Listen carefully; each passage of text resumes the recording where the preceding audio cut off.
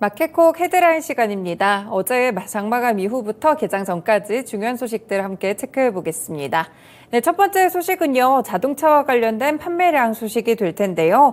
이 현대차와 기아가 지난달에 미국 시장에서 신차 판매가 각각 15% 정도 안팎으로 증가한 것으로 보입니다. 친환경차 그리고 SUV가 잘 팔렸기 때문인데요. 구체적으로 보시면 현대자동차 미국 판매법인은 지난 4월 한 달간 신차 판매량이 7만 812대로 지난해 같은 달 대비 14.8% 증가했다고 밝혔습니다. 미국 시장에서는 4월 판매량으로 역대 두 번째로 좋은 수치가 나왔는데요. 특히나 소매 판매에서 친환경차 판매량이 지난해 동월보다 56% 늘어난 1,571대를 기록하면서 전체 소매 판매의 거의 18% 이상을 차지했습니다. 네, 기아도 들여다보시면 기아의 미국 판매법인은 4월 판매량이 6만 8,205대라고 밝혔는데요. 작년 동월보다 15.5% 증가한 수치입니다. 그리고 1월부터 4월까지 누적 판매량 역시나 지난해 동기보다 20% 큰 폭으로 늘어났습니다. 이 차종별로는 카니발과 스포티지, 텔루라이드가 역대 4월에 최고 판매 기록을 경신을 했고요. 이들을 포함해서 SUV 판매가 4월 전체 판매량의 70% 이상, 그러니까 10대 중에 7대는 SUV 차량이 팔렸다고 보시면 되겠습니다. 그렇지만 한 가지 유의할 점은 지금 인플레이션 감축법 때문에 전기차 보조금 지급 대상에서 아이오닉5 그리고 EV6가 함께 제외가 됐는데요. 이 때문인지 아이오닉5의 전체 판매량은 지난해 동월보다 13% 감소하면서 2,323대를 기록했습니다. EV6의 판매량 역시나 같은 기간 52.8% 거의 반토막이 나면서 1,241대를 기록했다는 점 함께 눈여겨보시면 될 것 같습니다. 관련 종목으로는 현대차와 기아 두 종목 대형주 위주로 체크를 해두시는 게 필요하겠습니다. 네, 두 번째 소식 살펴보겠습니다. 단독 보도를 통해서 나왔는데요. 서정진 셀트리온 회장에게 2명의 혼외 자식이 있는 것으로 나타났습니다. 지금 칭산자인지 청구 소송 때문에 법적으로 두 딸이 추가가 됐고요. 두 딸의 친모인 A씨가 대표로 있는 기업이 셀트리온 그룹의 계열사로 편입이 됐습니다. 서울가정법원은 성남지원은 지난해 6월 22일 서 회장에게 20대와 10대 두 딸이 친생자임을 인지하라고 결정했는데요.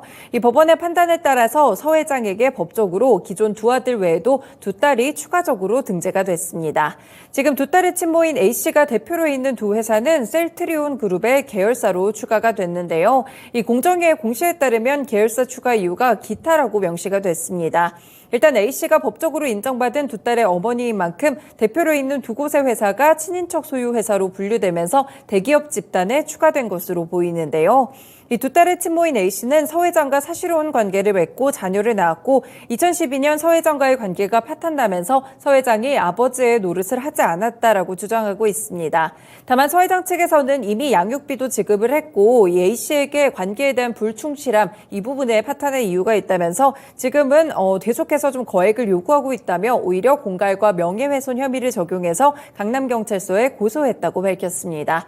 네, 이렇게 된다면 선량한 주주들에게도 약간의 좀 피해가 돌아갈 수 있지 않을까 오너 리스크 측면으로 불거지고 있는데요. 이 때문에 셀트리온 그룹주들 주가 확인해 보셔야겠습니다. 셀트리온과 셀트리온 헬스케어, 셀트리온 제약까지 옆쪽에 있는 세 종목 위주로 체크해 두시면 되겠습니다. 네, 다음 소식도 단독 보도인데요. 포스코그룹이 약 1조 2천억 원을 투자해서 전남 광양 지역에 전기차 배터리 핵심 소재인 양극재와 리튬의 가공 공장을 추가로 건설합니다. 이 광양이 포스코그룹의 배터리 소재 사업의 허브로 자리를 잡아가고 있는데요. 지금 포스코홀딩스는 최근에 투자심의 협의회를 열어 광양 율촌 산업단지 47만 9천 미터제곱 부지를 한 기업으로부터 1,200억 원에 매입하는 안건을 의결했습니다. 지금 이 회사와 최종적으로 협상을 하고 있고요. 합의에 실패한다면 광양에 비슷한 다른 규모의 그런 부지들을 사들인다는 계획을 밝히고 있습니다. 이를 통해서 리튬부터 전구체, 양극재까지 이렇게 소재 공급망을 한층 강화한다는 구상인데요. 포스코홀딩스는 이 부지에 리튬 가공 공장과 포스코퓨처엠의 양극재 공장을 추가로 건설할 계획입니다. 완공 시점은 2025년 정도를 내다보고 있는 상황이고요. 포스코홀딩스는 호주와 아르헨티나산 리튬을 광양에서 가공한 뒤에 포스코퓨처엠에 공급해서 양극재를 생산한다는 전략을 갖고 있습니다. 2025년 리튬의 생산 규모는 이 때문에 연 8만 톤 규모로 확대될 것으로 보이고요. 포스코퓨처엠의 광양 양극재 생산 규모도 연 9만 톤에서 15만 톤까지 늘어날 것으로 보입니다. 네, 포스코홀딩스 포함해서 포스코퓨처엠과 관련된 소식들, 최근에 포스코 그룹주들 다시 한번 반등 흐름 기록하고 있는데요. 추가적으로 어떤 흐름 가져가게 될지 오늘 장중에 지켜보시면 되겠습니다. 네 번째 소식입니다. 비대면 진료와 관련된 소식인데요. 지금 비대면 진료 종료를 앞두고 있는 상황인데 정부가 비대면 진료 시범 사업을 거쳐 제도화하는 방안을 추진하는 것으로 확인되고 있습니다. 지금 비대면 진료가 도입될 경우에 진료 수가를 놓고 어느 정도 입장 차이가 좀 벌어지고 있는 상황인데요. 비대면 진료를 했을 때 의료진의 수고와 노력이 더 들어가기 때문에 수가를 추가로 받아야 한다라는 입장과 진료 공간이 필요하지 않기 때문에 수가를 일반 진료보다 낮게 책정해야 된다라는 주장이 맞붙고 있습니다. 이 정부는 코로나19 감염병 위기 경보 단계 심각 이상일 경우에 한해서 지금 비대면 진료를 허용하고 있는데요. 다만 이 한시적인 비대면 진료는 이달에 WHO가 코로나19 비상사태 해제를 선언했기 때문에 위기 경보 단계가 하향 조정되면 시행할 법적 근거가 사라집니다. 일단 정부는 일상회복 이후에 비대면 진료를 계속할 수 있는 방안을 추진하고 있는데 관련 법안의 국회 통과는 아직까지는 좀 어려워 보입니다. 일단 시범 사업을 통해서 비대면 진료를 계속해서 이어갈 방침인데요. 지금 정부는 비대면 진료와 관련해서 의협과 합의를 통해서 보조적으로 활용하고 재진 환자와 의원급 의료기관 중심으로 실시하되 이 비대면 진료 전담의 의료기관은 금지한다라는 원칙을 갖고 있습니다.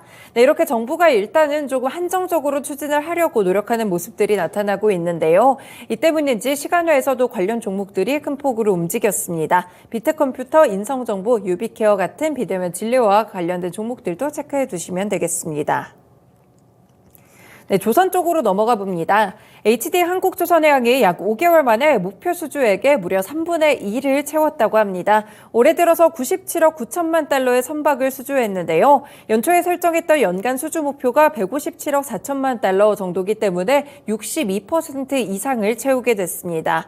규모뿐 아니라 이 내실도 굉장히 챙겨가는 모습인데요. 수주한 물량의 상당수가 고부가 가치선에 집중이 됐습니다. 지금 친환경 LNG 연료에 대한 수요가 상당히 높아지는 그런 상황 속에서 LNG선 같이 고부가 가치선을 연달아서 건조하는 계약을 체결하게 된 것인데요. 이뿐 아니라 올 하반기에도 HD 한국조선해양의 고부가 가치 친환경 선박 수주 기조는 이어질 것으로 보입니다. 통상적으로 조선업계에서 하반기에 발주 물량들이 많이 나오고 있는데 실제로 하반기에 아프리카 모잠비크 가스전 개발전이라든지 카타르 LNG 프로젝트 같이 LNG 운반선의 발주가 예정돼 있기 때문에 추가적인 수주 소식도 기다려보겠습니다. 관련 종목으로는 HD 한국조선해양도 체크해 두시면 좋을 것 같습니다. 마지막으로는 이제 장마감 이후부터 계속해서 실적 시즌이기 때문에 1분기 실적이 발표되는 기업들이 상당히 많은데요. 주가 움직임에 어느 정도 주목을 해보셔야겠습니다. 일단 아모레퍼시픽, 카카오페이, KG모빌리티, BGF 리테일 같은 종목들이 장마감 이후에 실적을 발표했는데요. 물론 아모레퍼시픽 같이 좀 실적이 좋지 않은 기업들도 있었습니다. 중국 시장에서 매출 부진이 좀 이어지게 되면서 일단 매출도 1조 91억 원이었고요. 영업이익은 816억 원으로 전년 동기 대비했을 때 모두 감소한 수치를 발표를 했습니다. 특히나 영업이익은 같은 기간 52% 정도 하락하는 모습이었고요. 지금 글로벌 경기 침체의 영향을 좀 받고 있다고 합니다. 그리고 카카오페이도 1분기 영업손실이 130억 1,200만 원을 기록했는데요. 지난해 동기 대비했을 때 적자폭이 거의 10배가량 큰 폭으로 늘어났습니다. 이런 부분들도 보셔야 될 것 같고요. 반면에 또 실적이 좋았던 기업도 있습니다. 옛날 이름 쌍용차인 KG모빌리티의 경우에 이제 거래가 재개가 됐죠. 올해 1분기 영업이익이 94억 원을 기록하게 되면서 7년 만에 적자의 고리를 끊어냈습니다. 이번에 토레스가 상당히 잘 팔렸다고 하고요. 이 덕분에 1조 원이 넘는 역대 분기 최대 매출을 기록하기도 했습니다. 네, 실적을 발표한 기업들 위주로도 계속 체크를 해두시면 좋을 것 같고요. 오늘 장중에도 실적 발표 많습니다. 계속해서 실적 관련된 부분들은 촉각을 곤두 세우셔야겠습니다. 네, 이렇게 6가지 소식들 함께 살펴봤습니다. 마켓콕 헤드라인이었습니다.